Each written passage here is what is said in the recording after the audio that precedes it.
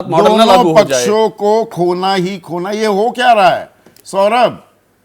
BJP में ये double engine सरकार, वो सही में ये सिर्फ तंजी नहीं कस रहे, क्या हकीकत भी बयां कर दी कल अखिलेश यादव ने। ये एक और तीसरा इंजन भी आ गया।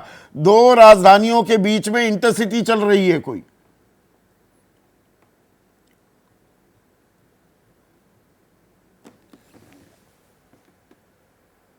संदीप जी, भारतीय जनता पार्टी 2 सीटों से 200 तक, फिर 300 के करीब, और भारत के अनेक राज्यों में पूर्ण बहुमत की सरकार और दुनिया की सबसे बड़ी सदस्यों वाले दल के रूप में एक अनुशासित पार्टी है।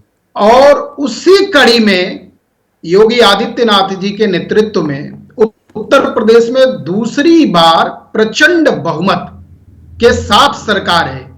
इसलिए 2027 में तीसरी बार प्रचंड बहुमत की सरकार योगी आदित्यनाथ जी के नेतृत्व में बनेगी। यह मैं जिम्मेदारी के साथ आपके सामने कह रहा हूं। आपने अनुशासन दूसरी एक सेकंड सौरभ भाई, अनुशासन शब्द का आपने जिक्र किया।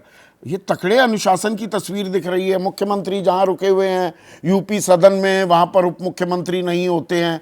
मुख्यमंत्री बैठक बुला रहे हैं, उप मुख्यमंत्री जा नहीं रहे। उप मुख्यमंत्री 2000 कार्यकर्ताओं के बीच में, आप लोगों के बीच में समीक्षा बैठक होती है लखनऊ में। वो कहते हैं सरकार से संगठन बड़ा है, जबकि वो खुद सरकार का हिस्सा है।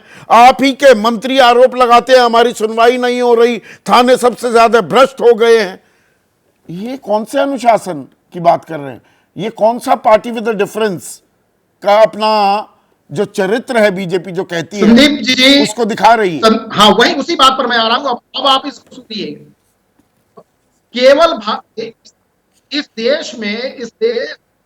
इस देश में केवल भारतीय जनता पार्टी ही एक ऐसा दल है जो पूरी तरह लोकतांत्रिक व्यवस्था से संचालित होती है। कौन अध्यक्ष बनेगा, किसके खिलाफ कमी है, ज्यादा है, क्या समस्या है, ये कहने की आजादी है। पूरी तरह आजादी है। वो दरअसल कोई सवाल नहीं पूछता। सौरभ भाई सुनिए ना, अरे सुन तो लीजिए। जेपी नड्डा अध्यक्ष बने, उनके खिलाफ कोई खड़ा हुआ?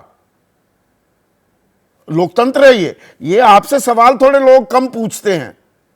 अमित शाह राष्ट्रीय अध्यक्ष बने, कौन उनके खिलाफ खड़ा हुआ था? तो ये जो लोकतंत्र आप कहते हैं, तो इसकी थोड़ी सी विस्तृत कभी चर्चा किसी ने खुलकर की नहीं है। नहीं, आप निकल जाते हैं बस कह के हम लोकतांत्रिक तरीके से सब कुछ कर रहे हैं। मैं बता रहा हूं संदीप जी इसी बात को। हाँ बताइए। नहीं संदीप, बड़ी जिम्मेदारी से इस बात को आपसे मैं कह रहा हूं कि यह आप कांग्रेस के खिलाफ देखिए, कांग्रेस दल को उठाइए, सपा को उठाइए, देखिए कांग्रेस तो गई, खत्म हो गई, गर्त में चली गई। 10 साल से आप सरकार में हैं। 2017 में क्या आप योगी आदित्यनाथ के नेतृत्व में चुनाव लड़े थे जो उन्हें मुख्यमंत्री बना दिया? या इस बार मध्य प्रदेश में मोहन यादव आपका चेहरा थे, या भजनलाल शर्मा आपके चेहरा थे राजस्थान में?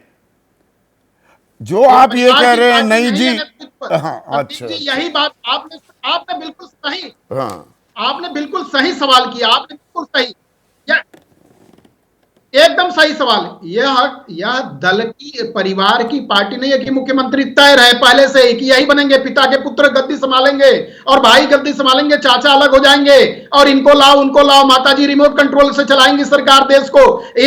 इस दल का चरित्र यह नहीं है। इस दल का चरित्र क्या है? वह है जनता के लिए, और पार्टी सर्वोपरि है, संगठन सर्वोपरि है। इस बात को आप सब भी जानते हैं, हम भी जानते हैं कि किसान का पुत्र अध्यक्ष हो जाता है, एक सामान्य परिवार का निकल के केशव प्रसाद मौर्य जो कह रहे हैं, केशव प्रसाद मौर्य जो कह रहे हैं, मतलब योगी आदित्यनाथ ने सरकार को संगठन से ऊपर कर दिया, उनकी जिम्मेदारी है? या टिकट जिधर बंटवारा किया गया वो तो दिल्ली से हुआ, दिल्ली की सहमति पर हुआ, उन्होंने सरकार को संगठन से ऊपर कर दिया? इस सवाल का जवाब नहीं मिला। 1 महीना 23 दिन हो गए। बिल्कुल नहीं। अब 1 मिनट संदीप जी, अब इसको सुन लीजिए प्लीज। बीजेपी के अंदर सीईसी है, सेंट्रल इलेक्शन कमेटी है, कोई व्यक्ति, कोई नेता, कोई नेतृत्व एक निर्णय नहीं करता।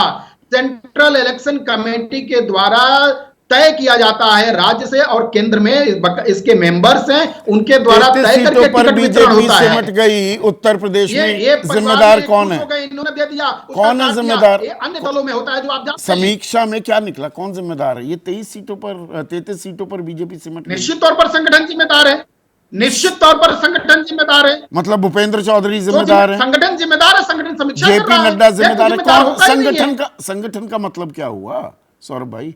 संगठन में कौन? संगठन जिम्मेदार है, निश्चित तौर पर। संगठन का मतलब मैं वही बता देता हूं आप।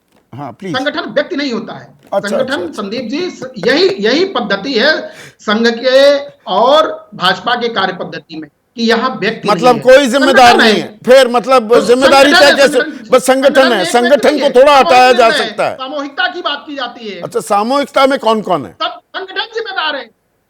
कौन है सामूहिकता में? कौन है? अरे भाई संदीप जी, इसी बात को आप समझ जाएंगे तो भाजपा को समझ जाएंगे, इसी बात को आप समझ जाएंगे तो बीजेपी को समझ जाएंगे। इसी बात को मैं कह रहा था, जो अभिषेक जी ज्ञान दे रहे थे, अभिषेक जी हमारे हम सबके मित्र हैं, और जो बता रहे थे, मुझे लगता है और थोड़ा एक्सरसाइज उनको उत्तर प्रदेश में करना चाहिए। मैं थोड़ा और समझने की कोशिश करता हूं ना।